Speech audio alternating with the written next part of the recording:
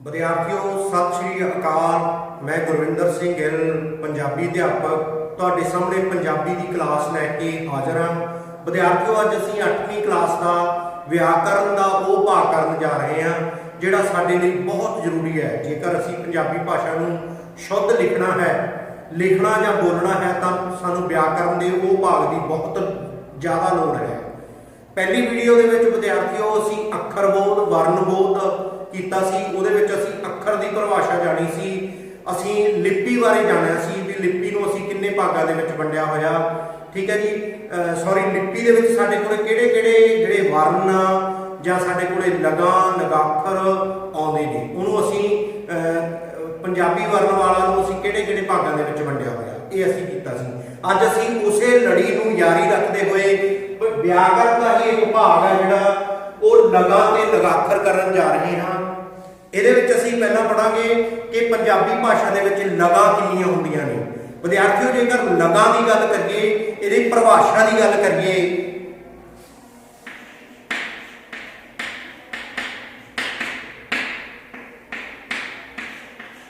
ਜੇਕਰ ਲਗਾਂ ਦੀ ਪਰਿਭਾਸ਼ਾ ਦੀ ਗੱਲ ਕਰੀਏ ਕਿ ਜਦੋਂ ਅਸੀਂ ਪੰਜਾਬੀ ਭਾਸ਼ਾ ਨੂੰ ਲਿਖਦੇ ਹਾਂ ਜਾਂ ਬੋਲਦੇ ਹਾਂ, ਉਹਨੂੰ ਸ਼ੁੱਧ ਰੂਪ ਦੇ ਵਿੱਚ ਲਿਖਣ ਦੇ ਲਈ ਸਾਨੂੰ ਕੁਝ ਚਿੰਨ੍ਹ ਚਾਹੀਦੇ ਨੇ ਤੇ ਉਹਨਾਂ ਚਿੰਨ੍ਹਾਂ ਨੂੰ ਅਸੀਂ ਲਗਾ ਬੋਲਦੇ ਹਾਂ। ਅਸੀਂ ਕੀ ਕਹਿ ਸਕਦੇ ਹਾਂ ਜੀ?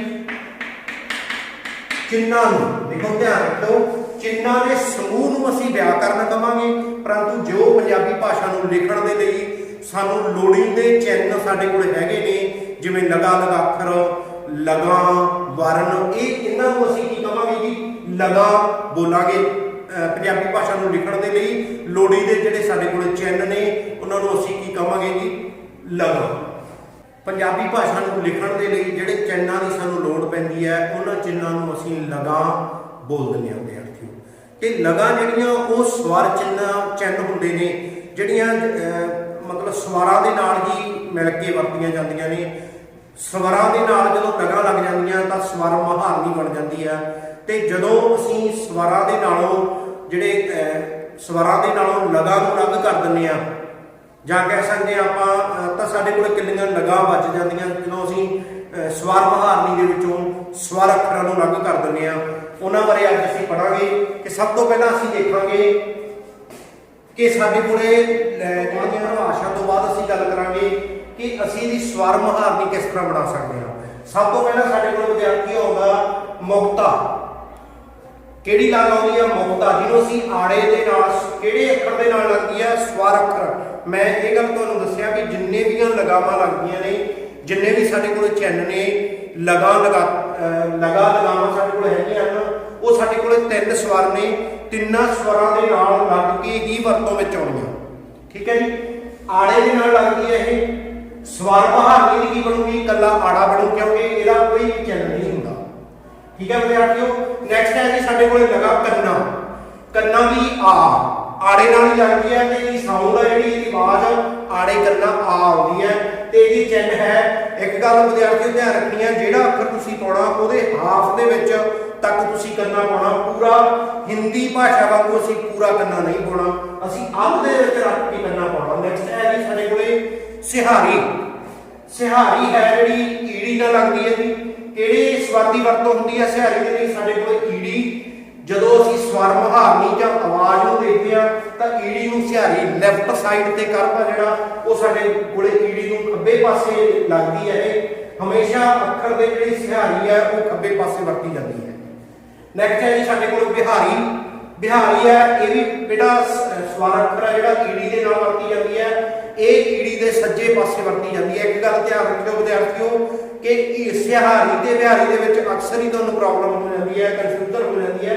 ਤਾਂ ਯਾਦ ਰੱਖਿਓ ਜਿਹੜੀ ਸਿਹਾਰੀ ਹੈ ਉਹ ਅੱਖਰ ਦੇ ਖੱਬੇ ਪਾਸੇ ਪਾਈ ਜਾਂਦੀ ਹੈ ਤੇ ਜਿਹੜੀ ਬਿਹਾਰੀ ਆ ਉਹ ਅੱਖਰ ਦੇ ਸੱਜੇ ਪਾਸੇ ਪਾਈ ਜਾਂਦੀ ਹੈ, ਰਾਈਟ ਸਾਈਡ ਤੇ ਪਾਈ ਜਾਂਦੀ ਹੈ। ਠੀਕ ਹੈ ਜੀ। ਨੈਕਸਟ ਹੈ ਜੀ ਸਾਡੇ ਕੋਲੇ ਔਂਕੜ। ਔਂਕੜਾ ਜਿਹੜਾ ਇਹ ਸਾਡੇ ਕੋਲ ਊੜੇ ਦੇ ਨਾਲ ਪ੍ਰਗਟ ਹੁੰਦਾ ਜੀ। ਕਿਹੜੇ ਸਵਰ ਨਾਲ ਲੱਗਦਾ ਔਂਕੜ? ਊ। ਇਹਨੂੰ ਅਸੀਂ ਊੜੇ ਨੂੰ ਔਂਕੜ ਪਾਉਂਦੇ, ਇਹ ਹਮੇਸ਼ਾ ਅੱਖਰ ਦੇ ਹੇਠਾਂ ਲੱਗਦਾ। ਧਿਆਨ ਰੱਖਿਓ ਵਿਦਿਆਰਥੀਓ। ਅੱਗੇ ਹੈ ਜੀ ਸਾਡੇ ਕੋਲ ਦਲੈਂਕੜ। ਜਿਹੜਾ ਦਲੈਂਕੜ ਆ ਉਹ ਵੀ ਊੜੇ ਦੇ ਨਾਲ ਅਸੀਂ ਪ੍ਰਗਟ ਕਰਦੇ ਹਾਂ। ਅੱਖਰ ਦੇ ਹੇਠਾਂ 2 ਲਾਈਨਾਂ ਲੱਗੀਆਂ ਹੁੰਦੀਆਂ ਤਾਂ ਉਸ ਨੂੰ ਅਸੀਂ ਦਲੈਂਕੜ ਦਾ ਚਿੰਨ੍ਹ ਬੋਲ ਦਿੰਦੇ ਹਾਂ। ਠੀਕ ਹੈ ਜੀ। ਨੈਕਸਟ ਹੈ ਜੀ ਲਾਵਾਂ। ਲਾਵਾਂ ਜਿਹੜੀ ਉਹ ਈਡੀ ਦੇ ਨਾਲ ਏ, ਦੇਖੋ ਬੋਲ ਕੇ ਦੇਖੋ, ਲਾਵਾਂ ਆਪਾਂ ਕਹਿੰਦੇ ਆ ਏਕ, ਜਾਂ ਅਸੀਂ ਕੀ ਕਹਿੰਦੇ ਆ, ਦੇਖੋ ਈਡੀ ਦੇ ਨਾਲ ਵਰਤੀ ਜਾਂਦੀ ਹੈ ਤੇ ਈਡੀ ਨੂੰ ਇੱਕ ਲਾਮ, ਈਡੀ ਦੇ ਉੱਪਰ ਇੱਕ ਲਾਮ ਪਾਈ ਜਾਂਦੀ ਹੈ। ਇਹਦਾ ਚਿੰਨ੍ਹ ਵੀ ਅਸੀਂ ਕਹਿ ਸਕਦੇ ਹਾਂ ਵੀ ਜਿਹੜੀ ਲਾਮ ਆ ਉਹ ਅੱਖਰ ਦੇ ਉੱਪਰ ਪਾਈ ਜਾਂਦੀ ਹੈ। ਕਹਿੰਦੇ ਲਾਮ ਤੋਂ ਅੱਗੇ ਜਿਹੜੇ ਸਾਡੀਆਂ ਲਗਾਂ ਦੀ ਵਰਤੋਂ ਹੈ ਉਹ ਹੈ ਜੀ ਦੁਲਾਵਾਂ। ਦੁਲਾਵਾਂ ਜਿਹੜਾ ਲਗਾਂ ਦਾ ਇੱਕ ਲਗਾਂ ਹੈਗੀ ਆ ਸਾਡੇ ਕੋਲੇ, ਉਹ ਅਸੀਂ ਆੜੇ ਸਵਰ ਦੇ ਨਾਲ ਲਾਉਂਦੇ ਆ, ਤਾਂ ਇਹਨੂੰ ਅਸੀਂ ਐ ਬੋਲਦੇ ਆ, ਆੜੇ ਦਲਾਈਆਂ। ਇਹਦਾ ਚਿੰਨ੍ਹ ਹੈ ਇਹ ਹਮੇਸ਼ਾ ਅੱਖਰ ਤੋਂ ਉੱਪਰਲੇ ਪਾਸੇ ਵਰਤੋਂ ਇਹਦੀ ਕੀਤੀ ਜਾਂਦੀ ਹੈ, ਆੜੇ ਦਲਾਈਆਂ। ਉੱਪਰ ਅੱਖਰ ਦੇ ਦੋ ਲਾਈਨਾਂ ਹੁੰਦੀਆਂ ਵਿਦਿਆਰਥੀਓ, ਇਹਦਾ ਧਿਆਨ ਰੱਖੋ। ਨੈਕਸਟ ਹੈ ਜੀ ਸਾਡੇ ਕੋਲ ਹੋੜਾ। ਹੋੜਾ ਊੜੇ ਨਾਲ ਅਸੀਂ ਊੜੇ ਸਵਰ ਦੇ ਨਾਲ ਇਹ ਮਤਲਬ ਪ੍ਰਗਟ ਹੁੰਦਾ। ਹਮੇਸ਼ਾ ਹੋੜੇ ਦਾ ਜਦੋਂ ਹੋੜਾ ਅਸੀਂ ਪਾਉਣਾ ਤਾਂ ਊੜੇ ਦਾ ਮੂੰਹ ਉੱਪਰੋਂ ਖੁੱਲਾ ਹੋਊਗਾ ਤੇ ਇਹਦਾ ਚਿੰਨ੍ਹ ਜਿਹੜਾ ਸਾਡੇ ਕੋਲੇ ਉਹ ਇਹ ਵੀ ਅੱਖਰ ਦੇ ਉੱਪਰ ਪਾਇਆ ਜਾਊਗਾ। ਚਿੰਨ੍ਹ ਇਹਦਾ ਇਸ ਤਰ੍ਹਾਂ ਹੋਣਾ, ਇਸ ਤਰ੍ਹਾਂ, ਠੀਕ ਹੈ ਜੀ। ਨੈਕਸਟ ਹੈ ਜੀ ਸਾਡੇ ਕੋਲੇ ਕਨੌੜਾ।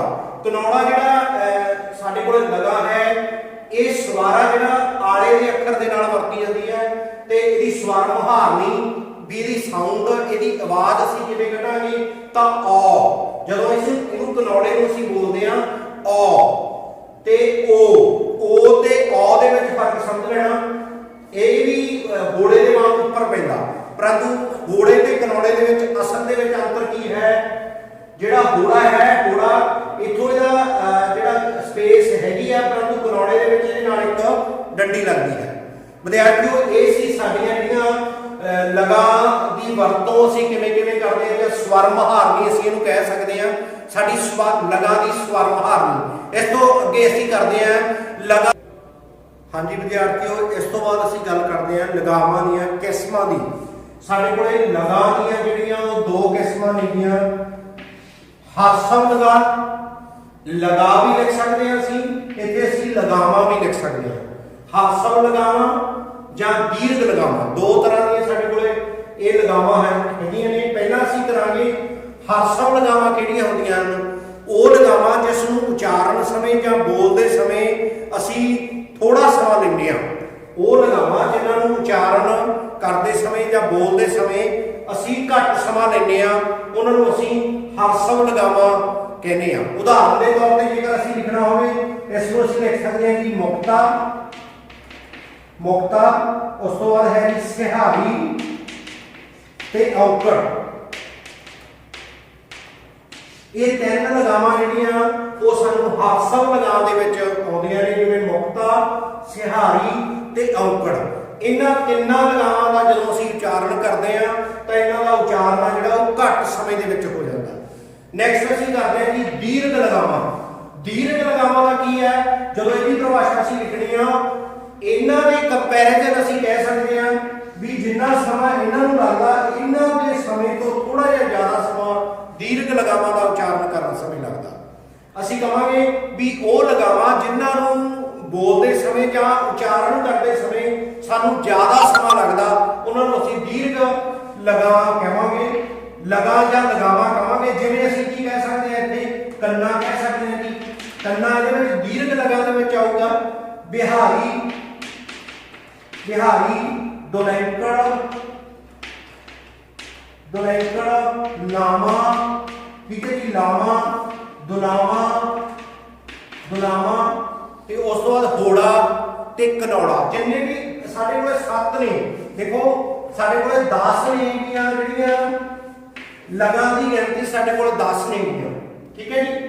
ਲਗਾਂ ਸਾਡੇ ਕੋਲ 10 ਨੇ, ਪਰੰਤੂ ਹਾਸਮ ਜਿਹੜੀ ਲਗਾ ਉਹ ਸਾਡੇ ਕੋਲ 3 ਨੇ। ਮੈਂ ਦੱਸਦਾ, ਮੁਕਤਾ, ਸਿਹਾਰੀ ਤੇ ਔਕੜ 3 ਨੇ ਸਾਡੇ ਕੋਲ। ਟੋਟਲ 10 ਨੇ, ਤਾਂ ਇਹਦੇ ਵਿੱਚੋਂ 3 ਅਸੀਂ ਸਬਟ੍ਰੈਕਟ ਕਰਦੇ ਹਾਂ ਤਾਂ 7 ਜਿਹੜੀਆਂ ਲਗਾਵਾਂ ਨੇ ਉਹ ਸਾਡੇ ਕੋਲ ਦੀਰਘ ਲਗਾਵਾਂ ਰਹਿ ਗਈਆਂ। ਇਸ ਕਰਕੇ ਅਸੀਂ ਕਹਿ ਸਕਦੇ ਹਾਂ ਸਾਡੇ ਕੋਲ ਦੋ ਤਰ੍ਹਾਂ ਦੀਆਂ ਜਿਹੜੀਆਂ ਲਗਾਵਾਂ ਜਿਹੜੀਆਂ ਹਾਸਮ ਲਗਾ ਤੇ ਦੀਰਘ ਲਗਾ। ਜਿਨ੍ਹਾਂ ਨੂੰ ਜ਼ਿਆਦਾ ਸਮਾਂ ਲੱਗਦਾ ਉਹ ਸਾਡੇ ਕੋਲ ਦੀਰਘ ਲਗਾ ਹੁੰਦੀ ਹੈ, ਜਿਨ੍ਹਾਂ ਨੂੰ ਉਚਾਰਨ ਸਮੇਂ ਘੱਟ ਸਮਾਂ ਲੱਗਦਾ ਉਹ ਸਾਡੇ ਕੋਲੇ ਹੈਗੀਆਂ ਜੀ ਘੱਟ ਸਮਾਂ ਲੱਗਦੀਆਂ, ਉਹ ਸਾਡੇ ਕੋਲ 3 ਨੇਗੀਆਂ। ਇਸ ਕਰਕੇ ਵਿਦਿਆਰਥੀਓ ਨੋਟ ਰੱਖਣਾ ਹੈ ਤੁਸੀਂ ਦਿਮਾਗ ਦੇ ਵਿੱਚ ਕਿ ਸ਼ਾਰਟ ਦੇ ਵਿੱਚ ਤੁਹਾਨੂੰ ਕੁਐਸਚਨ ਪੁੱਛਿਆ ਜਾ ਸਕਦਾ। ਹਾਸਮ ਲਗਾਵਾਂ ਕਿੰਨੀਆਂ ਹੁੰਦੀਆਂ ਨੇ, ਉਹ ਸਾਡੇ ਕੋਲ 3 ਹੁੰਦੀਆਂ ਨੇ, परंतु ਜਿਹੜੀਆਂ दीर्घ ਲਗਾਵਾਂ ਨੇ ਉਹ ਸਾਡੇ ਕੋਲੇ 7 ਜਿਵੇਂ ਕਿ ਮੈਂ ਤੁਹਾਨੂੰ ਦੱਸਿਆ ਕਿ ਜਿਹੜੀਆਂ ਲਗਾਂ ਨੇ ਸਾਡੇ ਕੋਲੇ ਇਹ ਸਵਰ ਅੱਖਰਾਂ ਦੇ ਨਾਲ ਮਿਲ ਕੇ ਹੀ ਸਾਡੀ ਵਰਤੋਂ ਵਿੱਚ ਆਉਂਦੀਆਂ ਨੇ। परंतु ਜਦੋਂ ਅਸੀਂ ਸਵਰ ਅੱਖਰਾਂ ਨੂੰ ਸਵਰ ਮਹਾਰਨੀ ਦੇ ਵਿੱਚੋਂ ਜਦੋਂ ਅਸੀਂ ਸਵਰ ਅੱਖਰਾਂ ਨੂੰ ਅਲੱਗ ਕਰ ਦਿੰਦੇ ਹਾਂ ਸਾਡੇ ਕੋਲ ਚਿੰਨ੍ਹ ਬਚ ਜਾਂਦੇ ਨੇ, ਉਹ ਚਿੰਨ੍ਹਾਂ ਨੂੰ ਵੀ ਅਸੀਂ ਲਗਾਵਾਂ ਕਹਿੰਦੇ ਨੇ। ਤੇ ਅੱਜ ਇਹਨਾਂ ਲਗਾਵਾਂ ਦੀ ਜਿਹੜੀ ਵਰਤੋਂ ਆ ਮੈਂ ਤੁਹਾਨੂੰ ਦੱਸਿਆ ਹਮੇਸ਼ਾ ਇਹ ਸਵਰ ਅੱਖਰਾਂ ਨਾਲ ਹੀ ਲੱਗਦੀਆਂ ਨੇ। ਸਵਰ ਅੱਖਰ ਸਾਡੇ ਕੋਲ 3 ਨੇ, ਊੜਾ, ਐੜਾ, ਈੜੀ। ਵਿਦਿਆਰਥੀਓ ਜੇਕਰ ਤੁਸੀਂ ਵੈਸੇ ਇਹਨੂੰ ਯਾਦ ਕਰੋਗੇ ਤਾਂ ਭੁੱਲਣ ਦੇ ਚਾਂਸ ਹੈ। ਇੱਕ ਟ੍ਰਿਕ ਹੈ ਮੇਰੇ ਕੋਲ ਛੋਟਾ ਜਿਹਾ, ਉਹ ਤੁਸੀਂ ਕਿਵੇਂ ਲਿਖਣਾ ਹੈ ਪਹਿਲਾਂ ਲਿਖਣ ਦਾ ਢੰਗ ਦੇਖ ਲਓ। ਤੁਸੀਂ ਲਿਖ ਸਕਦੇ ਹੋ ਊੜਾ, ਐੜਾ ਤੇ ਈੜੀ। ਜਿਹੜੇ ਸਾਡੇ ਕੋਲ ਸਵਰ ਨੇ ਉਹ ਸੀਰੀਅਲ ਆਰਡਰ ਲਿਖਣੇ ਨੇ ਤੁਸੀਂ ਲੜੀਬੱਧ ਤਰੀਕੇ ਦੇ ਨਾਲ, ਤਾਂ ਤੁਸੀਂ ਲਿਖ ਸਕਦੇ ਹੋ 3 4 ਤੇ 3 4 3। ਇੱਕ ਫਾਰਮੂਲਾ ਕਹਿ ਲਓ, ਇਹਨੂੰ ਯਾਦ ਰੱਖ ਲਓ। ਤਾਂ ਇਹਨੂੰ ਤੁਸੀਂ ਕੀ ਕਹਿ ਸਕਦੇ ਹੋ ਕਿ ਊੜੇ ਦੇ ਨਾਲ ਹਮੇਸ਼ਾ 3 ਲਗਾਵਾਂ ਲੱਗਦੀਆਂ ਨੇ, ਆੜੇ ਨਾਲ ਸਾਡੇ ਕੋਲ 4 ਲਗਾਵਾਂ ਲੱਗਦੀਆਂ ਨੇ, ਈੜੀ ਨਾਲ ਸਾਡੇ ਕੋਲੇ 3 ਲਗਾਵਾਂ ਲੱਗਦੀਆਂ ਨੇ। ਇਸ ਤੋਂ ਬਾਅਦ ਅਸੀਂ ਗੱਲ ਕਰਾਂਗੇ ਵੀ ਊੜੇ ਨਾਲ ਸਾਡੇ ਕੋਲ ਕਿਹੜੀਆਂ 3 ਲਗਾਵਾਂ ਲੱਗਦੀਆਂ ਨੇ। ਦੇਖੋ ਊੜੇ ਨਾਲ ਸਾਡੇ ਕੋਲ ਪਹਿਲਾਂ ਤਾਂ ਕੀ ਲੱਗਦਾ ਔਂਕੜ। ਔਂਕੜ ਦੇ ਨਾਲ ਅਸੀਂ ਕੀ ਬਣਾ ਸਕਦੇ ਹਾਂ, ਕੋਈ ਵੀ ਸ਼ਬਦ ਬਣ ਸਕਦਾ, ਉਸ ਬਣਾ ਸਕਦੇ ਹਾਂ, ਉਹ ਬਣਾ ਸਕਦੇ ਹਾਂ, ਠੀਕ ਹੈ। ਇਸ ਤਰ੍ਹਾਂ ਅਸੀਂ ਕਿੰਨੇ ਵੀ ਸ਼ਬਦ ਐਗਜ਼ਾਮਪਲ ਦੇ ਤੌਰ ਤੇ ਇਹਨੂੰ ਬਣਾ ਸਕਦੇ ਹਾਂ। ਨੈਕਸਟ ਹੈ ਜੀ ਸਾਡੇ ਕੋਲ ਦਲੈਂਕੜ। ਦਲੈਂਕੜ ਤੋਂ ਅਸੀਂ ਊੜੇ ਦੀ ਵਰਤੋਂ ਊੜੇ ਦੇ ਨਾਲ ਕਿਵੇਂ ਵਰਤ ਸਕਦੇ ਹਾਂ, ਜਿਵੇਂ ਊਣਾ, ਉਪਮਾ, ਓਮ, ਠੀਕ ਹੈ, ਊਰਜਾ। ਇਸ ਤਰ੍ਹਾਂ ਅਸੀਂ ਊੜੇ ਦੀ ਵਰਤੋਂ ਕਰ ਸਕਦੇ ਹਾਂ। ਤੇ ਜਿਹੜੀ ਤੀਸਰੀ ਲਗ ਹੈ ਊੜੇ ਨਾਲ ਉਹ ਲੱਗਦੀ ਹੈ ਜੀ ਹੋੜਾ, ਠੀਕ ਹੈ ਜੀ। ਦੇਖੋ ਹੋੜਾ ਕਿਵੇਂ ਆ, ਜੇ ਕੋਈ ਕਹੇ ਊੜੇ ਨਾਲ ਕਨੌੜਾ ਲਾਉਣਾ ਤਾਂ ਇਹ ਬੇਟਾ ਸੋਚਣ ਵਾਲੀ ਗੱਲ ਆ, ਧਿਆਨ ਨਾਲ ਦੇਖਣ ਵਾਲੀ ਗੱਲ ਹੈ ਕਿ ਜਿਹੜੀਆਂ ਲਗਾਵਾਂ ਮੈਂ ਤੁਹਾਨੂੰ ਦੱਸਦੀਆਂ ਵੀ 3 ਲਗਾ ਊੜੇ ਦੇ ਨਾਲ ਲੱਗਣੀਆਂ। ਜਿਵੇਂ ਅਸੀਂ ਕਹਿ ਸਕਦੇ ਹਾਂ ਔਂਕੜ, ਦਲੈਂਕੜ ਤੇ ਸਾਡੇ ਕੋਲ ਹੋੜਾ। ਜੇਕਰ ਕੋਈ ਵਿਦਿਆਰਥੀ ਇਹਨੂੰ ਕਨੌੜਾ ਲਾਊਗਾ ਤਾਂ ਆਟੋਮੈਟਿਕਲੀ ਗਲਤ ਹੋਊਗਾ, ਧਿਆਨ ਰੱਖ ਲਿਓ ਇਸ ਚੀਜ਼ ਦਾ। ਹੋੜਾ ਅਸੀਂ ਵਰਤਾਂਗੇ ਓਟ, ਓਮ ਤੇ ਘਿਓ। ਇਸ ਤੋਂ ਬਾਅਦ ਅਸੀਂ ਗੱਲ ਕਰਦੇ ਹਾਂ ਵਿਦਿਆਰਥੀਓ ਆੜੇ ਦੀ ਲਗਾਂ ਦੀ ਵਰਤੋਂ ਜਿਹੜੀ ਆ ਆੜੇ ਦੇ ਨਾਲ ਅਸੀਂ ਕਿਹੜੇ ਲਗਾਂ ਦੀ ਵਰਤੋਂ ਕਰਦੇ ਹਾਂ। ਜਿਵੇਂ ਮੁਕਤਾ, ਮੈਂ ਤੁਹਾਨੂੰ ਦੱਸਿਆ ਸੀ ਮੁਕਤੇ ਅੱਖਰ ਦੇ ਨਾਲ ਅਸੀਂ ਕਿਵੇਂ ਬਣਾ ਸਕਦੇ ਹਾਂ, ਅਕਲ, ਅਮਰ। ਇਸ ਤਰ੍ਹਾਂ ਦੀਆਂ ਅਸੀਂ ਹੋਰ ਉਦਾਹਰਨਾਂ ਕਿੰਨੀਆਂ ਵੀ ਬਣਾ ਸਕਦੇ ਹਾਂ। ਇਸ ਦੇ ਨਾਲ ਹੈ ਸਾਡੇ ਕੋਲ ਦੁਲਾਵਾਂ। ਦੁਲਾਵਾਂ ਦਾ ਚਿੰਨ੍ਹ ਸਾਡੇ ਕੋਲ ਕੀ ਹੁੰਦਾ ਹੈ, ਇਸ ਤਰ੍ਹਾਂ। ਦੁਲਾਵਾਂ ਦੇ ਨਾਲ ਅਸੀਂ ਕਿਹੜੇ ਸ਼ਬਦ ਬਣਾ ਸਕਦੇ ਹਾਂ, ਜਿਵੇਂ ਐਨਕ, ਐਤਵਾਰ, ਠੀਕ ਹੈ, ਐਪਰ, ਠੀਕ ਹੈ। ਇਸ ਤਰ੍ਹਾਂ ਦੇ ਜਿਹੜੇ ਅੱਖਰ ਆ ਉਦਾਹਰਨਾਂ ਜਿਹੜੀਆਂ ਅਸੀਂ ਬਣਾ ਸਕਦੇ ਹਾਂ। ਅੱਗੇ ਹੈ ਜੀ ਸਾਡੇ ਕੋਲ ਕੰਨਾ। ਕੰਨਾ ਜਿਹੜਾ ਸ਼ਬਦ ਹੈ, ਸੌਰੀ ਕੰਨਾ ਜਿਹੜੀ ਲਗਾ ਹੈ ਇਹ ਆੜੇ ਦੇ ਨਾਲ ਲੱਗਦੀ ਹੈ। ਤਾਂ ਜਦੋਂ ਆੜੇ ਨਾਲ ਲੱਗਦੀ ਹੈ ਤਾਂ ਸਾਡੇ ਕੋਲੇ ਆਮ, ਆਸਰਾ। ਅਸੀਂ ਕਿੰਨੇ ਸ਼ਬਦ ਬਣਾ ਸਕਦੇ ਹਾਂ, ਆਲੂ, ਆਪ, ਆਪਣਾ। ਤੁਸੀਂ ਆਪਦੇ ਕੋਲੋਂ ਵੀ ਉਦਾਹਰਨ ਇਹ ਲਿਖ ਸਕਦੇ ਹੋ, ਠੀਕ ਹੈ ਜੀ। ਅੱਗੇ ਹੈ ਜੀ ਕਨੌੜਾ। ਕਨੌੜਾ ਮੈਂ ਦੱਸਿਆ ਇਹਦਾ ਚਿੰਨ੍ਹ ਸਾਡੇ ਕੋਲ ਹੈ ਜੀ ਇਸ ਤਰ੍ਹਾਂ। ਕਨੌੜਾ ਜਿਹੜਾ ਆੜੇ ਨਾਲ ਲੱਗ ਕੇ ਕਿਹੜੇ ਅੱਖਰ ਬਣਦੇ ਆ, ਜਿਵੇਂ ਔਖਾ, ਔਕੜ, ਠੀਕ ਹੈ, ਔਂਕੜ, ਔਰਤ। ਇਸ ਤਰ੍ਹਾਂ ਦੀ ਉਦਾਹਰਨ ਅਸੀਂ ਦੇ ਸਕਦੇ ਹਾਂ। ਦੇਖ ਲਓ ਧਿਆਨ ਨਾਲ ਵਿਦਿਆਰਥੀਓ, ਅਸੀਂ ਆੜੇ ਦੇ ਨਾਲ 4 ਲਗਾਂ ਦੀ ਵਰਤੋਂ ਕਰਦੇ ਹਾਂ। ਇਸ ਤਰ੍ਹਾਂ ਸਾਡਾ ਨੈਕਸਟ ਹੈ ਜੀ ਈੜੀ ਦੇ ਨਾਲ ਅਸੀਂ ਕਿਹੜੀਆਂ ਲਗਾਵਾਂ ਦੀ ਵਰਤੋਂ ਕਰਦੇ ਹਾਂ। ਈੜੀ ਦੇ ਨਾਲ ਦੇਖੋ ਅਸੀਂ ਸਿਹਾਰੀ, ਈੜੀ ਦੇ ਨਾਲ ਅਸੀਂ ਵਰਤਦੇ ਹਾਂ ਜੀ ਸਿਹਾਰੀ।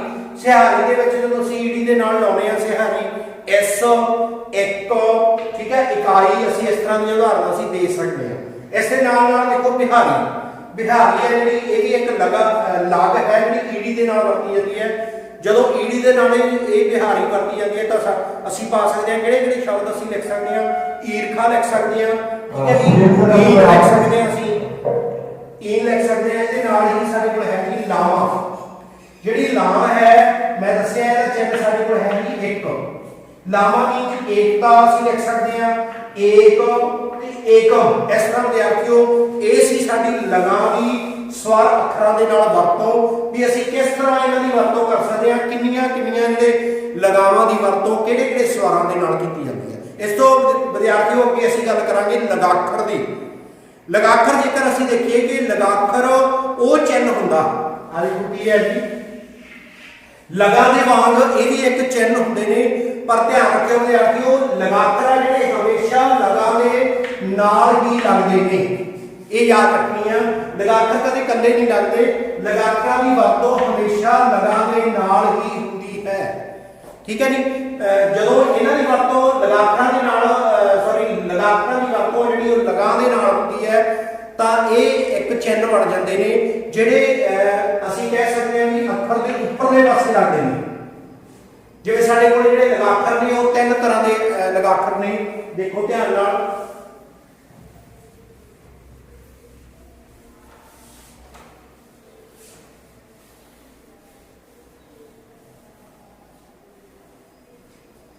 ਅਸੀਂ ਗੱਲ ਕਰਦੇ ਹਾਂ ਵਿਦਿਆਰਥੀਓ ਲਗਾਖਰ ਦੀ। ਲਗਾਖਰ ਸਾਡੇ ਕੋਲ ਤਿੰਨ ਪ੍ਰਕਾਰ ਦੇ ਨੇ। ਅਸੀਂ ਕਹਿ ਸਕਦੇ ਹਾਂ ਜੀ ਟਿੱਪੀ, ਬਿੰਦੀ ਤੇ ਅਦਕ। ਅਦਕ, ਬਿੰਦੀ, ਟਿੱਪੀ, ਅਦਕ, ਇਹਨਾਂ ਤਿੰਨਾਂ ਦੀ ਜਿਹੜੀ ਵਰਤੋਂ ਹੈ ਲਗਾਤਾਰ ਕੀਤੀ ਜਾਂਦੀ ਹੈ। ਜਦੋਂ ਇਹਨਾਂ ਦੀ ਵਰਤੋਂ ਅਸੀਂ ਕਰਦੇ ਆ ਤਾਂ ਉਹ ਵੀ ਇੱਕ ਚਿੰਨ੍ਹ ਬਣ ਜਾਂਦੇ ਨੇ, ਠੀਕ ਹੈ ਜੀ। ਇਹਨਾਂ ਨੂੰ ਅਸੀਂ ਲਗਾਖਰ ਦਾ ਨਾਮ ਦਿੰਦੇ ਆ ਇਹਨਾਂ ਤਿੰਨਾਂ ਨੂੰ। ਜੇਕਰ ਕਈ ਵਾਰ ਸ਼ਬਦ ਆਉਂਦੇ ਆ ਕਈ ਵਾਰ ਕੁਐਸਚਨ ਆ ਜਾਂਦਾ ਵੀ ਪੰਜਾਬੀ ਦੇ ਵਿੱਚ ਲਗਾਖਰ ਕਿੰਨੇ ਆ, ਤਾਂ ਤੁਸੀਂ ਇਹਦਾ ਆਨਸਰ ਦੇ ਸਕਦੇ ਹੋ ਜੀ 3। ਇਸ ਤੋਂ ਬਾਅਦ ਅਸੀਂ ਪਰਿਭਾਸ਼ਾ ਦੀ ਗੱਲ ਕਰਦੇ ਆ ਵੀ ਇਹਨਾਂ ਦੀ ਵਰਤੋਂ ਕਿਵੇਂ ਹੁੰਦੀ ਆ, ਕਦੋਂ ਅਸੀਂ ਇਹਦੀ ਵਰਤੋਂ ਕਰਨੀ ਹੈ। ਟਿੱਪੀ ਤੇ ਬਿੰਦੀ ਜਦੋਂ ਅਸੀਂ ਬੋਲਦੇ ਆ, ਜਦੋਂ ਆਵਾਜ਼ ਸਾਡੇ ਨੱਕ ਰਾਹੀਂ ਹੋ ਕੇ ਆਉਂਦੀ ਆ, ਜਦੋਂ ਜ਼ਿਆਦਾ ਨੱਕ ਰਾਹੀਂ ਆਵਾਜ਼ ਆਉਂਦੀ ਹੈ ਤਾਂ ਅਸੀਂ ਬਿੰਦੀ ਦੀ ਵਰਤੋਂ ਕਰਦੇ ਹਾਂ ਨਾਲ। ਪਰੰਤੂ ਜਦੋਂ ਥੋੜੀ ਆਵਾਜ਼ ਨੱਕ ਰਾਹੀਂ ਆਉਂਦੀ ਹੈ ਤਾਂ ਅਸੀਂ ਕਹਿ ਸਕਦੇ ਹਾਂ ਵੀ ਉਦੋਂ ਅਸੀਂ ਟਿੱਪੀ ਲਾਉਣ ਦੀ ਕੋਸ਼ਿਸ਼ ਕਰਦੇ ਹਾਂ। ਉਹ ਸਾਡੀ ਅੰਡਰਸਟੈਂਡਿੰਗ ਹੈਗੀ ਆ ਜਾਂ ਨੱਕ ਰਾਹੀਂ ਆਵਾਜ਼ ਕਿਵੇਂ ਆ ਰਹੀ ਹੈ, ਤਾਂ ਉਹ ਅਸੀਂ ਜਦੋਂ ਇਹਨਾਂ ਦੀ ਪਰਿਭਾਸ਼ਾ ਨੂੰ ਜਾਂ ਇਹਦੇ ਨਾਲ ਸੰਬੰਧਿਤ ਸ਼ਬਦਾਂ ਨੂੰ ਅਸੀਂ ਪੜ੍ਹਦੇ ਹਾਂ ਤਾਂ ਸਾਨੂੰ ਪਤਾ ਲੱਗ ਜਾਂਦਾ ਵੀ ਇੱਥੇ ਸਾਊਂਡ ਅਸੀਂ ਕਿਹੜੀ ਵਰਤਣੀ ਹੈ। ਅੱਗੇ ਹੈ ਜੀ ਅਦਕ। ਜਿਵੇਂ ਕਿ ਵਿਦਿਆਰਥੀਓ ਦੂਜੀ ਭਾਸ਼ਾ ਦੇ ਵਿੱਚ ਅਸੀਂ ਦੂਹਰਾ ਅੱਖਰ ਪਾਉਣ ਦੀ ਪਿਰਤ ਪਾਈ ਹੋਈ ਹੈ। ਡਬਲ ਅੱਖਰ ਅਸੀਂ ਪਾਉਂਦੇ ਆ ਦਬਾਅ ਨੂੰ ਪ੍ਰਗਟ ਕਰਨ ਦੇ ਲਈ, ਪਰੰਤੂ ਪੰਜਾਬੀ ਭਾਸ਼ਾ ਦੇ ਵਿੱਚ ਕਿਸੇ ਅੱਖਰ ਦੇ ਦਬਾਅ ਨੂੰ ਅਸੀਂ ਜਿਹੜਾ ਪ੍ਰਗਟ ਕਰਨਾ ਉਹਦੀ ਅਸੀਂ ਵਰਤੋਂ ਕਰ ਲੈਂਦੇ ਹਾਂ ਜੀ ਅਦਕ ਦੇ ਨਾਲ। ਜਦੋਂ ਅਸੀਂ ਦਬਾਅ ਨੂੰ ਪ੍ਰਗਟ ਕਰਦੇ ਹਾਂ ਤਾਂ ਅਸੀਂ ਇਹਦੇ ਵਿੱਚ ਅਦਕ ਦੀ ਵਰਤੋਂ ਕਰ ਲੈਂਦੇ ਹਾਂ। ਹੁਣ ਅਸੀਂ ਗੱਲ ਕਰਾਂਗੇ ਕਿ ਟਿੱਪੀ, ਬਿੰਦੀ ਤੇ ਅਦਕ ਆ ਜਿਹੜੀਆਂ ਉਹ ਕਿੰਨਾ ਲਗਾਵਾਂ ਨਾਲ ਵਰਤੀਆਂ ਜਾਂਦੀਆਂ ਨੇ। ਕਿੰਨਾ ਲਗਾਵਾਂ ਨਾਲ। ਦੇਖੋ ਟਿੱਪੀ ਬਿੰਦੀ ਹੈ ਜਿਹੜੀ ਸਾਡੇ ਕੋਲੇ, ਬਿੰਦੀ ਸਾਡੇ ਕੋਲ ਜਿਹੜਾ 6 ਲਗਾਵਾਂ ਨਾਲ ਵਰਤੀ ਜਾਂਦੀ ਹੈ। ਇਹਦੇ ਲਈ ਵੀ ਇੱਕ ਟ੍ਰਿਕ ਹੈਗਾ, ਧਿਆਨ ਨਾਲ ਦੇਖੋ। ਪਰ ਇਹਨਾਂ ਨੂੰ ਲਿਖਣਾ ਤੁਸੀਂ ਕਿਵੇਂ ਆ, ਬਿੰਦੀ, ਟਿੱਪੀ ਤੇ ਅਦਕ। ਇਹਨੂੰ ਤੁਸੀਂ ਕੀ ਲਿਖ ਸਕਦੇ ਹੋ 6 4 3। ਪਹਿਲਾਂ ਮੈਂ ਜਿਹੜਾ ਫਾਰਮੂਲਾ ਤੁਹਾਨੂੰ ਦੱਸਿਆ ਸੀ ਉਹ ਸੀਗਾ ਜੀ 3 4 3। ਇਹ ਹੈ ਜੀ 6 4 3। ਇਹ ਦੋ ਫਾਰਮੂਲੇ ਲਗਾਖਰ ਤੇ ਲਗਾ ਦੇ ਯਾਦ ਰੱਖ ਲਓ, ਕਿਉਂਕਿ ਜਿਹੜੀ ਬਿੰਦੀ ਆ ਉਹ ਸਾਡੇ ਨਾਲ 6 ਲਗਾਵਾਂ ਨਾਲ ਵਰਤੀ ਜਾਂਦੀ ਹੈ। ਬਿੰਦੀ ਉਸ ਤੋਂ ਬਾਅਦ ਟਿੱਪੀ ਹੈ ਜਿਹੜੀ ਸਾਡੇ ਕੋਲੇ ਉਹ 4 ਲਗਾਵਾਂ ਨਾਲ ਵਰਤੀ ਜਾਂਦੀ ਹੈ। ਪਰੰਤੂ ਜਿਹੜਾ ਅਦਕ ਹੈ ਉਹ ਸਾਡੇ ਕੋਲ 3 ਲਗਾਵਾਂ ਨਾਲ ਵਰਤਿਆ ਜਾਂਦਾ ਹੈ। ਹੁਣ ਅੱਗੇ ਅਸੀਂ ਗੱਲ ਕਰਾਂਗੇ ਕਿ ਜਿਹੜੀ ਬਿੰਦੀ ਆ ਉਹ ਸਾਡੇ ਕੋਲ ਕਿਹੜੀਆਂ ਲਗਾਵਾਂ ਨਾਲ ਵਰਤੀ ਜਾਂਦੀ ਹੈ, ਕਿ ਬਿੰਦੀ ਅਸੀਂ ਕਿਹੜੀਆਂ ਲਗਾਵਾਂ ਦੇ ਨਾਲ ਲਾਉਂਦੇ ਹਾਂ। ਇਸੇ ਤਰ੍ਹਾਂ ਅਸੀਂ ਗੱਲ ਕਰਾਂਗੇ ਕਿ ਟਿੱਪੀ ਕਿਹੜੀਆਂ 4 ਲਗਾਵਾਂ ਨਾਲ ਅਸੀਂ ਟਿੱਪੀ ਦੀ ਵਰਤੋਂ ਕਰਦੇ ਹਾਂ। ਅਦਕ ਦੀ ਵਰਤੋਂ ਅਸੀਂ ਕਿਹੜੀਆਂ 3 ਲਗਾਵਾਂ ਨਾਲ ਵਰਤੋਂ ਵਿੱਚ ਲੈ ਕੇ ਆਉਂਦੇ ਹਾਂ। ਪਰੰਤੂ ਵਿਦਿਆਰਥੀਓ ਇੱਥੇ ਇੱਕ ਦੱਸਣ ਵਾਲੀ ਗੱਲ ਹੈ ਕਿ ਵੈਸੇ ਤਾਂ ਅਦਕ ਜਿਹੜਾ 3 ਲਗਾਂ ਦੇ ਨਾਲ ਵਰਤਿਆ ਜਾਂਦਾ, ਪਰੰਤੂ ਚੌਥੀ ਜਿਹੜੀ ਲਗ ਹੈ ਦਲਾਵਾਂ, ਜਦੋਂ ਅਸੀਂ ਅੰਗਰੇਜ਼ੀ ਦੇ ਅੱਖਰ ਨੂੰ ਹੂਬਹੂ ਲਿਖਣ ਦੇ ਲਈ ਪੰਜਾਬੀ ਭਾਸ਼ਾ ਦੇ ਵਿੱਚ ਅਸੀਂ ਕੋਸ਼ਿਸ਼ ਕਰਦੇ ਹਾਂ ਤਾਂ ਉਦੋਂ ਅਸੀਂ ਅਦਕ ਦੀ ਵਰਤੋਂ ਕਰ ਲੈਂਦੇ ਹਾਂ। ਜਿਵੇਂ ਬੈਗ, ਜਿਹੜਾ ਬੈਗ ਸ਼ਬਦ ਆ, ਠੀਕ ਹੈ ਜੀ, ਉਹ ਅਸੀਂ ਕੀ ਕਰਦੇ ਆ, ਬੈਗ ਜਿਹੜਾ ਸ਼ਬਦ ਆ ਉਹ ਹੈਗਾ ਅੰਗਰੇਜ਼ੀ ਦਾ ਸ਼ਬਦ। ਅੰਗਰੇਜ਼ੀ ਦੇ ਸ਼ਬਦ ਨੂੰ ਅਸੀਂ ਹੂਬਹੂ ਲਿਖਿਆ ਤਾਂ ਉਦੋਂ ਅਸੀਂ ਦਲਾਵਾਂ ਦੇ ਨਾਲ ਅਦਕ ਦੀ ਵਰਤੋਂ ਵੀ ਕਰ ਲੈਂਦੇ ਆ। ਪਰੰਤੂ ਕਦੋਂ, ਜਦੋਂ ਅਸੀਂ ਅੰਗਰੇਜ਼ੀ ਦੇ ਸ਼ਬਦ ਨੂੰ ਇੰਗਲਿਸ਼ ਦੀ ਅਸੀਂ ਲਗਾਖਰਾਂ ਦੀ ਵਰਤੋਂ ਕਿਹੜੀਆਂ ਲਗਾਵਾਂ ਨਾਲ ਕਰਦੇ ਆ। ਮੈਂ ਤੁਹਾਨੂੰ ਦੱਸਿਆ ਵੀ 6 4 3 ਦਾ ਇੱਕ ਫਾਰਮੂਲਾ ਹੈ ਜਿਸ ਨੂੰ ਅਸੀਂ ਲਿਖ ਸਕਦੇ ਹਾਂ 6 4 3। ਇੱਕ ਮੈਂ ਤੁਹਾਨੂੰ ਦੱਸਿਆ ਵੀ 3 4 3 ਦੇ 2 ਫਾਰਮੂਲੇ ਮੈਂ ਤੁਹਾਨੂੰ ਦੱਸੇ ਨੇ। ਤਾਂ ਮੈਨੂੰ ਉਮੀਦ ਹੈ ਕਿ ਤੁਸੀਂ ਇਹਨਾਂ ਫਾਰਮੂਲਿਆਂ ਦੇ ਤਹਿਤ ਇਹਨਾਂ ਦੀ ਵਰਤੋਂ ਨੂੰ ਧਿਆਨ ਵਿੱਚ ਰੱਖੋਗੇ। ਕਹਿਣ ਦਾ ਭਾਵ ਕਿ ਫਾਰਮੂਲੇ ਨੂੰ ਜਦੋਂ ਤੁਸੀਂ ਵਰਤੋਂ ਵਿੱਚ ਲਿਆਓਗੇ ਤਾਂ ਫਾਰਮੂਲੇ ਤੁਹਾਡੀ ਮਦਦ ਜ਼ਰੂਰ ਕਰਨਗੇ। ਸੋ ਵਿਦਿਆਰਥੀਓ ਹੁਣ ਅਸੀਂ ਅੱਗੇ ਗੱਲ ਕਰਦੇ ਹਾਂ ਕਿ ਜਿਹੜੀ ਬਿੰਦੀ ਹੈ ਉਹ ਸਾਡੇ ਨਾਲ ਕਿਹੜੀਆਂ ਲਗਾਂ ਦੇ ਨਾਲ ਲੱਗ ਕੇ ਸਾਡੀ ਵਰਤੋਂ ਵਿੱਚ ਆਉਂਦੀ ਹੈ, ਕਿ ਅਸੀਂ ਕਿਹੜੀ ਲਗਾ ਦੇ ਨਾਲ ਬਿੰਦੀ ਨੂੰ ਲਗਾ ਸਕਦੇ ਹਾਂ। ਸਭ ਤੋਂ ਪਹਿਲਾਂ ਵਿਦਿਆਰਥੀਓ ਹੈ ਜੀ ਕੰਨਾ। ਕੰਨਾਂ ਦੇ ਨਾਲ ਜਦੋਂ ਅਸੀਂ ਬਿੰਦੀ ਨੂੰ ਲਾਉਣੇ ਆ, ਅਸੀਂ ਕੀ ਸ਼ਬਦ ਬਣਾ ਸਕਦੇ ਹਾਂ? ਕਾਂ, ਮਾਂ, ਠੀਕ ਹੈ ਜੀ, ਛਾਂ, ਇਸ ਤਰ੍ਹਾਂ ਦੇ ਕਿੰਨੇ ਸ਼ਬਦ ਅਸੀਂ ਬਣਾ ਸਕਦੇ ਹਾਂ। ਉਸ ਤੋਂ ਅੱਗੇ ਆਉਂਦੀ ਹੈ ਜੀ ਬਿਹਾਰੀ। ਬਿਹਾਰੀ ਅਸੀਂ ਬਿਹਾਰੀ ਦੇ ਨਾਲ ਬਿੰਦੀ ਦੀ ਵਰਤੋਂ ਕਦੋਂ ਕਰਦੇ ਹਾਂ? ਅਸੀਂ ਜਿਵੇਂ ਅਸੀਂ ਲਿਖਦੇ ਹਾਂ ਜੀ ਨੀਂਦ ਨਾਲ ਬਿੰਦੀ ਲਾ ਦਿੰਦੇ ਹਾਂ, ਠੀਕ ਹੈ। ਜਦੋਂ ਜਿਵੇਂ ਅਸੀਂ ਲਿਖਦੇ ਹਾਂ ਨਹੀਂ ਤੇ ਨਾਲ ਬਿੰਦੀ ਲਾ ਦਿੰਦੇ ਹਾਂ, ਠੀਕ ਹੈ। ਜਾਂ ਅਸੀਂ ਲਿਖਦੇ ਹਾਂ ਜੀਂਦ। ਦੇਖੋ ਧਿਆਨ ਨਾਲ ਦੇਖਿਓ, ਜਦੋਂ ਅਸੀਂ ਬੋਲਦੇ ਹਾਂ ਤਾਂ ਨਾਲ ਦੀ ਨਾਲ ਆਵਾਜ਼ ਹੈ ਜਿਹੜੀ ਮੂੰਹ ਦੇ ਨਾਲ ਨੱਕ ਦੇ ਵਿੱਚ ਆ ਰਹੀ ਹੈ।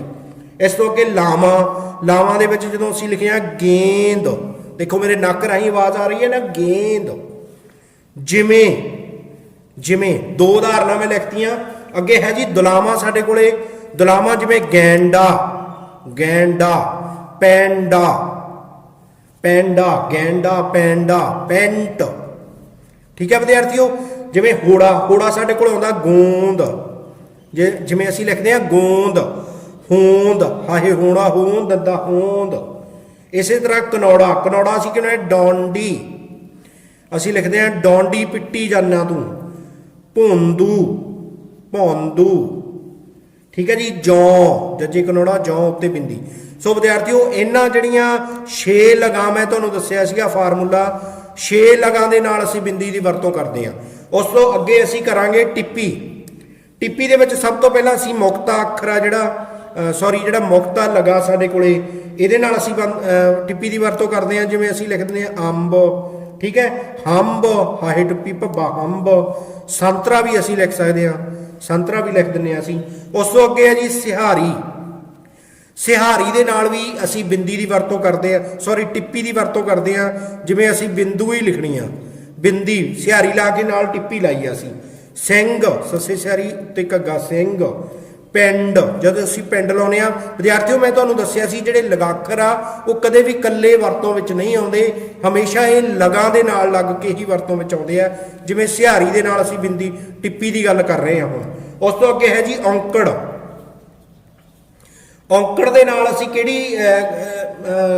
ਅਸੀਂ ਟਿੱਪੀ ਜਦੋਂ ਲਾਉਣੇ ਆ ਤਾਂ ਅਸੀਂ ਕਿਹੜੇ ਸ਼ਬਦ ਬਣਾਉਣੇ ਆ? ਸੱਸੇ ਔਂਕੜ ਉੱਤੇ ਅਧਿਕ ਢੱਡਾ ਸੁੰਡ। ਅਸੀਂ ਮੁੰਡਾ ਵੀ ਲਿਖ ਸਕਦੇ ਹਾਂ, ਮੁੰਡਾ। ਦੇਖੋ ਔਂਕੜ ਵੀ ਲਾਇਆ ਤਾਂ ਜੇਕਰ ਔਂਕੜ ਅਸੀਂ ਵਰਤੋਂ 'ਚ ਲਿਆਂਦਾ ਫਿਰ ਸਾਡੇ ਕੋਲ ਟਿੱਪੀ ਦੀ ਵਰਤੋਂ ਆਈ ਹੈ, ਠੀਕ ਹੈ ਜੀ। ਅੱਗੇ ਹੈ ਜੀ ਦੁਲੈਂਕੜ। ਜਿਹੜਾ ਸ਼ਬਦ ਆ ਅਸੀਂ ਕੀ ਲਿਖਾਂਗੇ? ਦੁਲੈਂਕੜ ਲਗਾ ਜਿਹੜੀ ਇਹਦੀ ਵਰਤੋਂ ਨਾਲ ਅਸੀਂ ਕਿਹੜੇ ਸ਼ਬਦ ਬਣਾ ਸਕਦੇ ਹਾਂ? ਕੂੰਡਾ, ਠੀਕ ਹੈ ਜੀ, ਕੂੰਡਾ। ਜਾਂ ਖੂੰਡੀ। ਦੇਖੋ ਜੇਕਰ ਦਲੈਂਕੜ ਲਾਇਆ ਅਸੀਂ ਫਿਰ ਸਾਡੇ ਕੋਲ ਟਿੱਪੀ ਦੀ ਵਰਤੋਂ ਹੋਂਦ ਵਿੱਚ ਆਈ ਹੈ। ਇਸੇ ਤਰ੍ਹਾਂ ਹੀ ਅਸੀਂ ਅਦਕ ਦੀ ਗੱਲ ਕਰਦੇ ਹਾਂ। ਅਦਕ ਜਿਹੜਾ ਸਾਡੇ ਕੋਲੇ ਉਹ ਅਸੀਂ 3 ਲਗਾਵਾਂ ਦੇ ਨਾਲ ਵਰਤਦੇ ਹਾਂ। ਕਿਹੜੀ? ਮੁਕਤਾ ਲਗ ਹੈ ਜਿਹੜੀ, ਜਿਵੇਂ ਅਸੀਂ ਲਿਖ ਸਕਦੇ ਹਾਂ ਅੱਕ, ਸੱਕ, ਠੀਕ ਹੈ ਜੀ, ਸੱਗ, ਜੱਗ। ਇਸ ਤਰ੍ਹਾਂ ਦੇ ਸ਼ਬਦ ਬਣਾ ਸਕਦੇ ਹਾਂ। ਸਿਹਾਰੀ ਦੇ ਵਿੱਚ ਅਸੀਂ ਅਦਕ ਦੀ ਵਰਤੋਂ ਕਿੱਥੇ ਕਰਦੇ ਹਾਂ? ਜਿਵੇਂ ਅਸੀਂ ਇੱਕ ਲਿਖਣਾ, ਤਿਲ ਲਿਖਣਾ, ਤੈਨੂੰ ਸਿਹਾਰੀ ਉੱਤੇ ਅਦਕ ਲੱਲਾ ਤਿਲ, ਠੀਕ ਹੈ। ਅਸੀਂ ਮਿੱਤਰ ਲਿਖਦੇ ਹਾਂ, ਮੰਮੇ ਸਿਰ ਤਰਾਰਾ ਮਿੱਤਰ ਲਿਖਦੇ ਹਾਂ। ਇਸੇ ਤਰ੍ਹਾਂ ਹੈ ਜੀ ਔਂਕੜ ਸਾਡੇ ਕੋਲੇ ਲਾਗ ਜਿਹੜੀ ਆਉਂਦੀ ਆ ਇਹਦੇ ਨਾਲ ਵੀ ਅਸੀਂ ਅਦਕ ਦੀ ਵਰਤੋਂ ਕਰਦੇ ਹਾਂ। ਜਿਵੇਂ ਅਸੀਂ ਲਿਖਣਾ ਸੁੱਕਣਾ, ਸੱਸੇ ਔਂਕੜ ਉੱਤੇ ਅਦਕ ਕੱਕਾ ਨਾਣੇ ਕੰਨਾ ਨਾ, ਸੁੱਕਣਾ। ਜਿਵੇਂ ਅਸੀਂ ਇੱਕ ਸ਼ਬਦ ਲਿਖ ਦਿੰਦੇ ਹਾਂ ਦੁੱਖ, ਜੇਕਰ ਔਂਕੜ ਲਾਇਆ ਤਾਂ ਅਦਕ ਲਾਉਣਾ, ਠੀਕ ਹੈ ਜੀ। ਕਲੀਅਰ ਹੋ ਗਿਆ ਬੇਟਾ ਸਾਰਿਆਂ ਨੂੰ ਵੀ ਅਸੀਂ ਜਿਹੜੀਆਂ ਸਾਡੇ ਲਗਾਖਰ ਆ ਉਹ ਅਸੀਂ ਕਿਹੜੀਆਂ ਲਗਾਵਾਂ ਦੇ ਨਾਲ ਵਰਤਦੇ ਆ। ਮੈਂ ਦੁਬਾਰੇ ਫਿਰ ਦੱਸਣ ਲੱਗਿਆ, ਬਿੰਦੀ ਹੈ ਜਿਹੜੀ ਸਾਡੇ ਕੋਲ 6 ਲਗਾਂ ਦੇ ਨਾਲ ਵਰਤੀ ਜਾਂਦੀ ਹੈ। ਟਿੱਪੀ ਹੈ ਜਿਹੜੀ ਸਾਡੇ ਕੋਲੇ ਅਸੀਂ ਉਹਨੂੰ 4 ਲਗਾਂ ਦੇ ਨਾਲ ਵਰਤਦੇ ਹਾਂ। ਤੇ ਅਦਕ ਆ ਜਿਹੜਾ ਵੈਸੇ ਤਾਂ ਅਸੀਂ 3 ਲਗਾਂ ਨਾਲ ਵਰਤਦੇ ਹਾਂ, ਪਰੰਤੂ ਜਦੋਂ ਅੰਗਰੇਜ਼ੀ ਦੇ ਸ਼ਬਦ ਨੂੰ ਅਸੀਂ ਹੂ ਲਿਖਣਾ ਤਾਂ ਉਦੋਂ ਅਸੀਂ ਦੁਲਾਵਾਂ ਦੇ ਨਾਲ ਵੀ ਅਸੀਂ ਅਦਕ ਦੀ ਵਰਤੋਂ ਕਰ ਲੈਂਦੇ ਹਾਂ। ਸੋ ਵਿਦਿਆਰਥੀਓ ਇਸ ਤੋਂ ਅੱਗੇ ਅਸੀਂ ਗੱਲ ਕਰਦੇ ਹਾਂ, ਤੁਹਾਡੇ ਲੈਸਨ ਦੇ ਵਿੱਚ ਹੈ ਅਰਥ ਭੇਦ। ਦੇਖੋ ਧਿਆਨ ਨਾਲ, ਅਰਥ ਭੇਦ ਸੇਮ ਲੈਸਨ ਦਾ ਇੱਕ ਟੌਪਿਕ ਹੈ।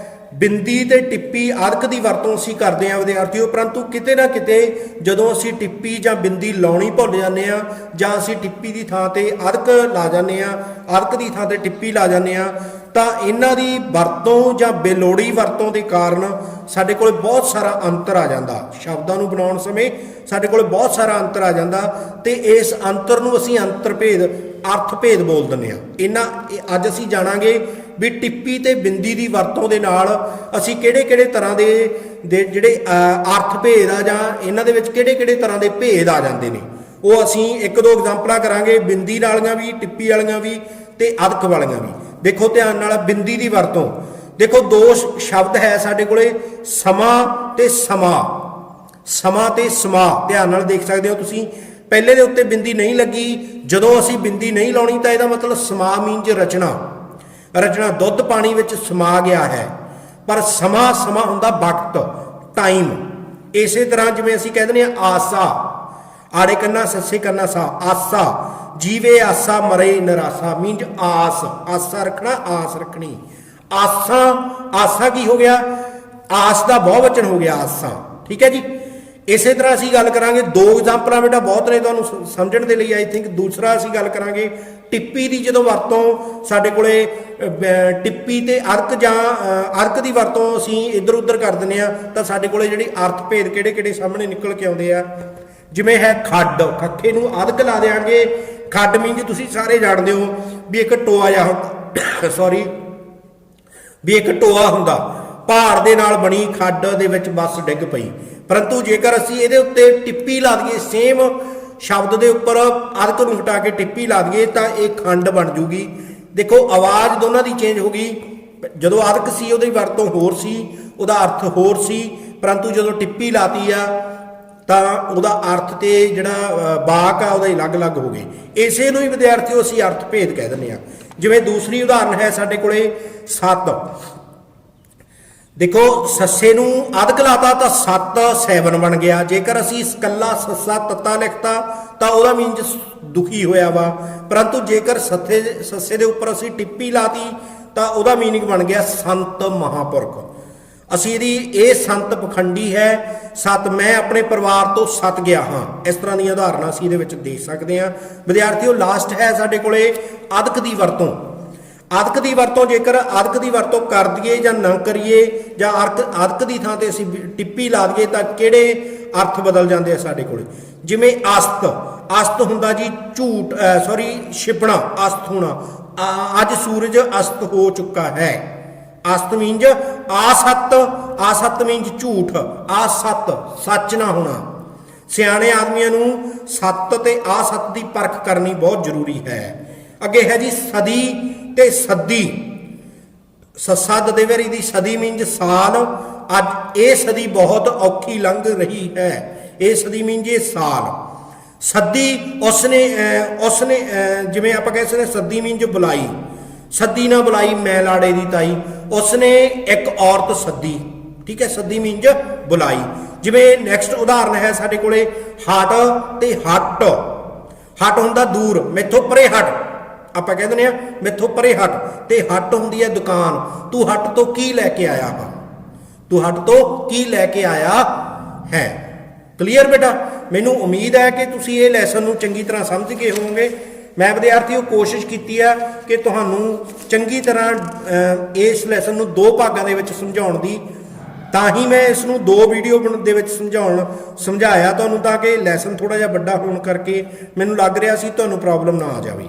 ठीक है विद्यार्थियों, ये सी साडा विद्यार्थियों थर्ड जिहड़ा चैप्टर 8th क्लास का अर्थबोध। अर्थबोध नूं असीं दो भागां दे विच बेटा समझिया। एक पहली वीडियो दे विच असीं अखर बोध कर लिया सीगा, उहदे विच असीं अखर बारे जानकारी लै ली सीगी, गुरमुखी लिपि बारे ते गुरमुखी लिपि दे नाल व्यंजन ते स्वर अखर। इस वीडियो दे विच असीं लगा मात्रावां उन्हां दी वरतों, ठीक है जी, उन्हां दीयां किस्मां ते नैक्सट असीं कर लिया सी लगाखर, लगाखर दी परिभाषा ते लगाखर किहड़े-किहड़े हुंदे ने, इन्हां दी वरतों की है। इस दे नाल एक छोटा जिहा टॉपिक असीं इहदे विच अर्थ भेद भी कंप्लीट कर दिता, जो इसे लैसन का एक हिस्सा सी। ਇਹਦੇ ਵਿੱਚ ਅਸੀਂ ਦੇਖਿਆ भी बिंदी टिप्पी ਤੇ ਅਦਕ ਦੇ ਨਾਲ ਜਿਹੜੇ ਜੇਕਰ ਅਸੀਂ ਕਿਤੇ ਨਾ ਕਿਤੇ ਬਿੰਦੀ ਟਿੱਪੀ ਅਦਕ ਲਾਉਣਾ ਭੁੱਲ ਜਾਂਦੇ ਆ ਜਾਂ ਅਸੀਂ ਗਲਤ ਲਗਾ ਦਿੰਦੇ ਆ ਤਾਂ ਕਿਹੜੇ ਕਿਹੜੇ ਅਰਥ ਭੇਦ ਸਾਡੇ ਸਾਹਮਣੇ ਆਉਂਦੇ ਨੇ। ਸੋ ਵਿਦਿਆਰਥੀਓ ਮੈਨੂੰ ਪੂਰੀ ਉਮੀਦ ਹੈ ਕਿ ਤੁਸੀਂ ਇਸ ਵੀਡੀਓ ਨੂੰ ਬੜੀ ਲਗਨ ਦੇ ਨਾਲ ਦੇਖੋਗੇ।